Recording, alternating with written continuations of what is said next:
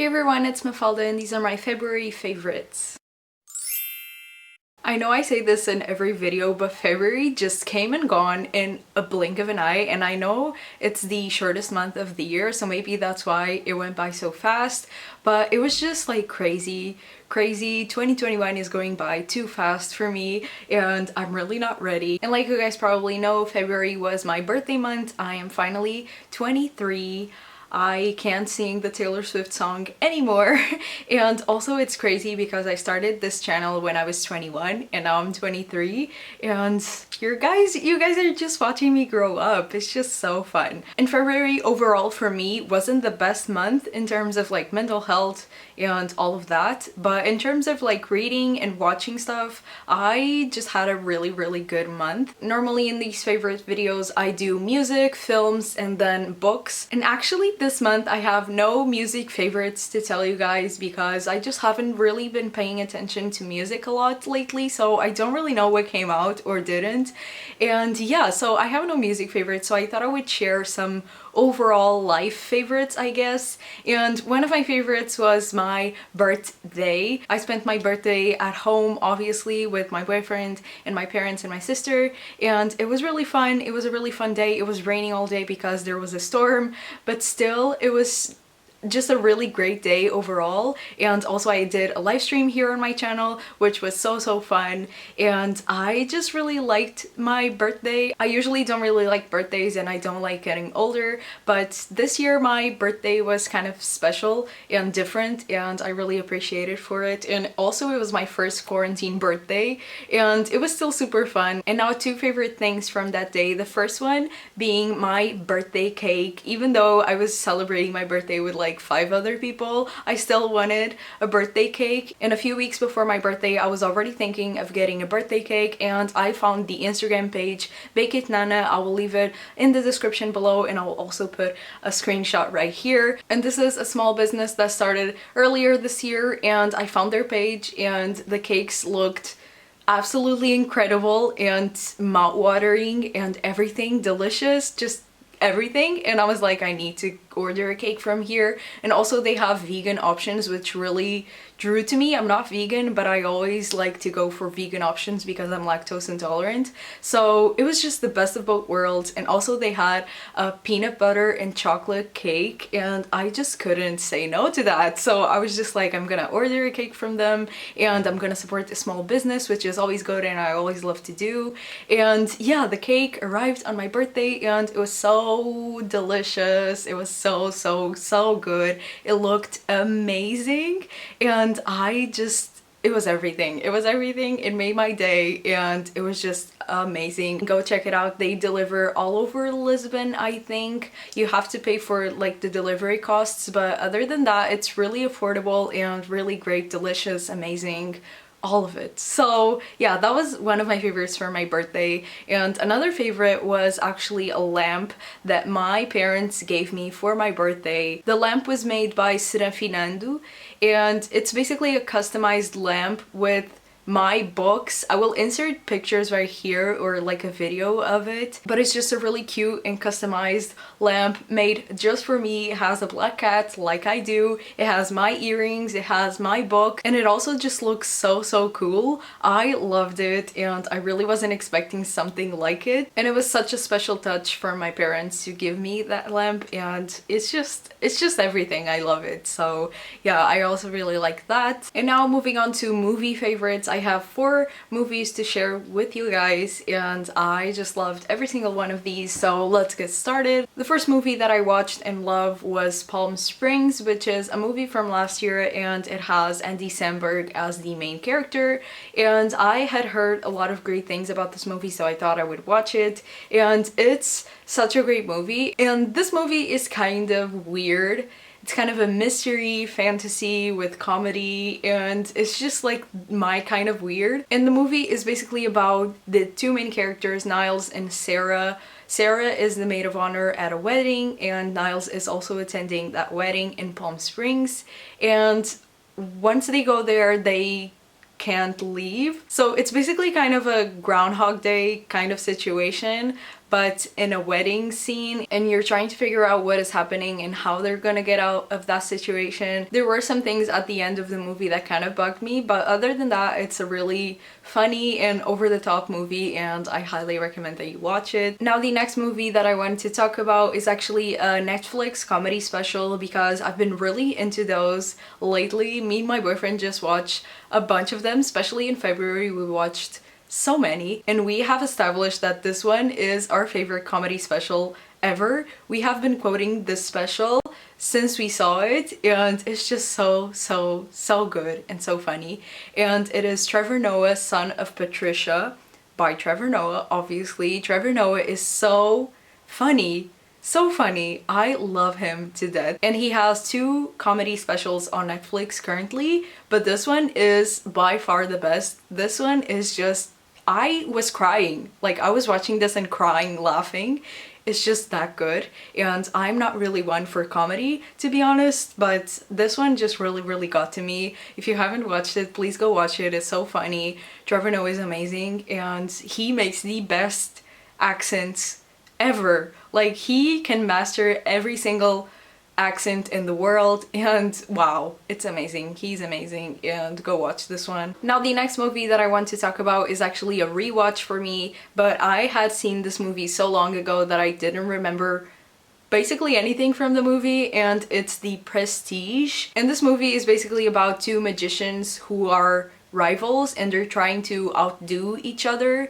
And there's a lot of mystery and a lot of plot twists, and it's really good. But I gotta say that I honestly didn't remember anything from it. I had seen this movie like 10 years ago or something, so I didn't remember anything, but I kind of guessed the major plot twist like 20 minutes into the movie.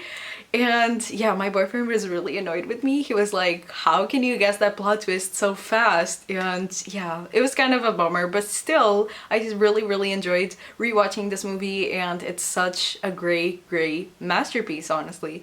So if you haven't watched it, please go watch it. It's kind of long, but it's totally worth it. And now the last movie that I wanted to talk about, I guess you could kind of say that this is a mini series, but for me, it is a movie. I watched it in one sitting, the whole 4 hours or something that this has, and this should be mandatory for everyone to watch because it is that good. If you go to my Letterboxd account, you can see that I don't give out a lot of 5 stars to movies. I don't know why, I just have a hard time giving 5 stars to something, but this one just deserved it so much. And it's When They See Us by Ava DuVernay, and wow, this is a fucking brilliant masterpiece that everyone should watch. It's on Netflix. It's divided into 4 different episodes, each one with like an hour. And this movie or mini-series is basically about the exonerated 5, the 5 teens that were wrongly accused of raping and beating a woman in Central Park in the 80s, I think. And wow, this is just so well done, so good. And I am just so blown away by the fact that this happened not too long ago, and this still happens every single day, and it's just so unfair and so sad, and I cried multiple times while watching this. It is very tough to watch, but it is so important, and if you haven't watched it, please take 4 or 5 hours out of your day and watch this. It is so worth it, so worth it. Also, Jharrel Jerome is such a brilliant actor. Like, his part in this series is so mind-blowing, just mind-blowing. I was feeling everything that he was trying to convey, and it was just amazing.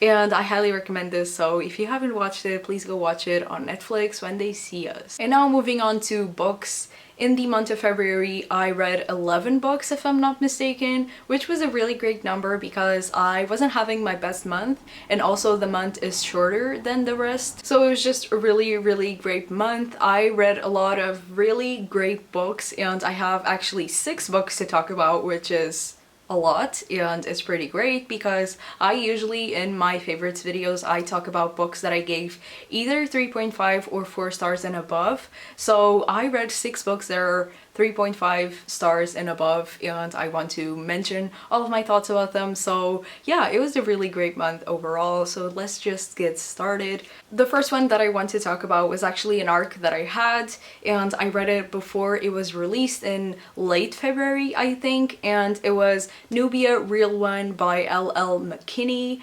and oh my god, this is so good. I want the second volume right now. This is a graphic novel comic book published by Marvel, and it is basically a modern rendition of Nubia, who is already a Marvel character. I had no idea that Nubia was a character in Marvel, in the Marvel universe, but now I really want a movie about Nubia because she is such a great character. I really enjoyed all of the topics that this graphic novel brought up, like police brutality and racism and school shootings and everything combined into one.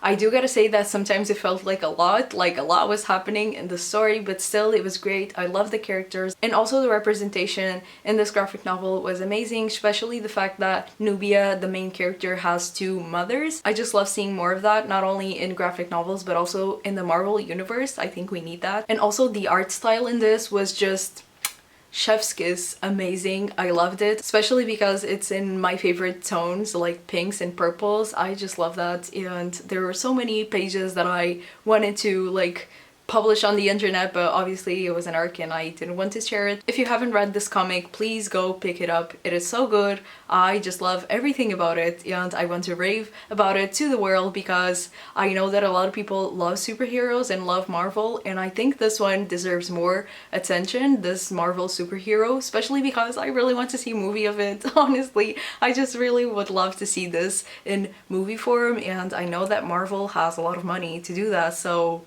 let's make it happen, people. Let's go read Nubia Real One. Yes. Now the next book that I wanted to mention is actually a book that a lot of people read in February, and I'm so glad because this book is so great, and it is The Death of Vivek OG by Akwaeke Emezi. Wow, the more I think about this book, the more I want to reread it, and honestly I've been thinking about doing a paper for school about this book because it is that good. And this book, like the title says, is about the death of Vivek OG. We know that Vivek OG has died. The body of Vivek was found at the front door of his mother's house, and it is basically us following his life and the people around him, and especially Vivek's bond to his cousin Osita, I think he's called. And it is basically us following all the people around Vivek OG and understanding what happened for him to die. If you've read the book, you know what happens, obviously.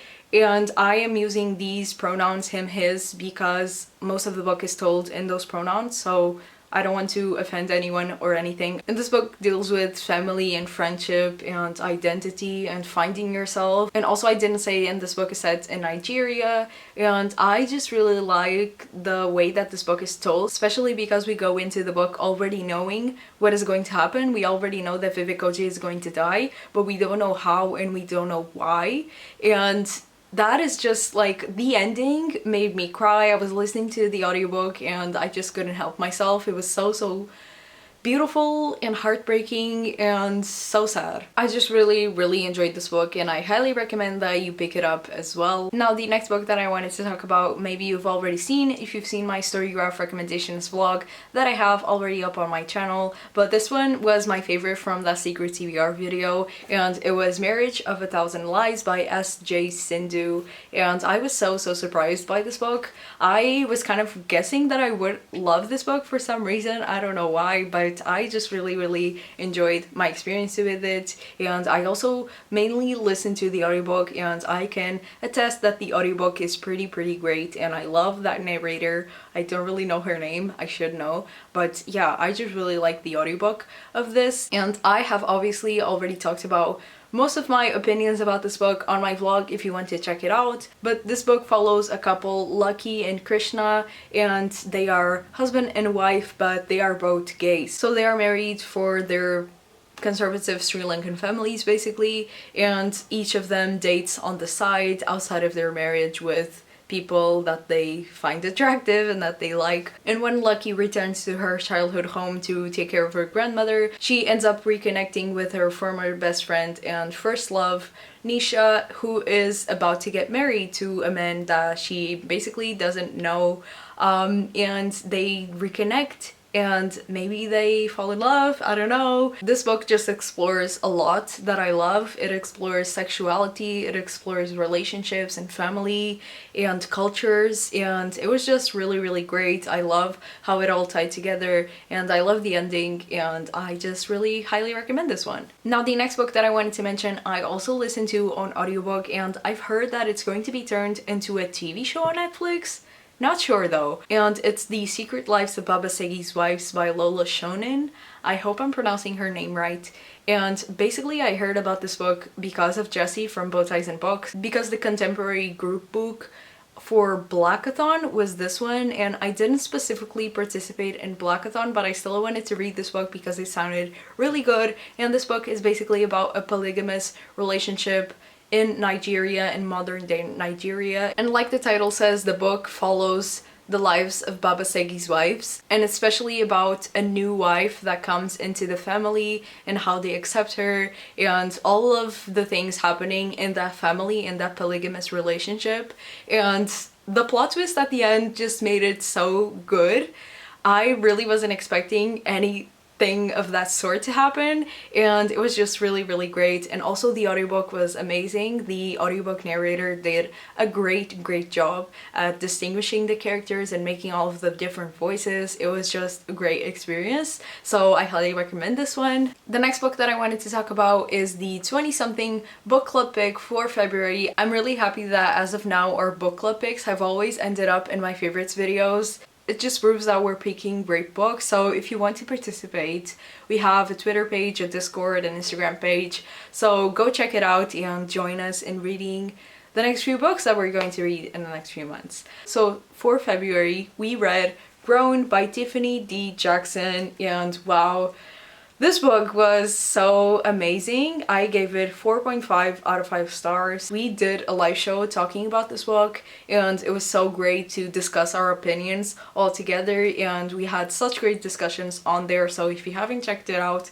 I will put the card up here with the live show. And this book follows Enchanted Jones, who is an aspiring singer, and one day she meets the famous singer Corey Fields, and that leads her on a very tumultuous relationship. And one day Enchanted wakes up with blood on her hands and she doesn't know what happened, and Corey Fields is somehow dead and she's being prosecuted for maybe the murder of Corey Fields. And this is such a great contemporary mystery mixed with so many important topics that should be dealt with more in books. And after reading Monday's Not Coming and not really enjoying it that much, I was kind of hesitant to pick this one up, but it just surprised me so much, and I'm so excited to pick up more of Tiffany D. Jackson's books in the future. And yeah. And now for my last favorite of the month, I have an audiobook or a book, if you want to pick it up physically, that I think should be mandatory reading for everyone because it is so short. The audiobook is an hour exactly, and it is so great. It just encompasses so much, and it is Whites on Race and Other Falsehoods by Otega Uwagba, and it's just so great. Every white person should read this. This was written and published last year after George Floyd's death, and I just think it brings up a lot of topics that I feel like I don't see a lot in books about race. And especially one that caught my attention that I really thought about afterwards is that if white allyship is even possible in this day and age, in the society that we live in. And I just thought about that so much, and I think Otega Wagba just brings up a lot of great examples and great experiences in her life about that and about racism and about whiteness, and I just really enjoyed this. And honestly, I would recommend this one for readers or non-readers because it's just so quick. It's 80 pages, an hour audiobook, and I just think everyone should listen to it or read it because it is really that important, and we need to do our part as well as we can. and I just think reading more books like this is very important. So, and that concludes my favorites of the month of February. If you enjoyed this video, please give it a thumbs up and subscribe down below if you haven't, and I will see you in my next one. Bye!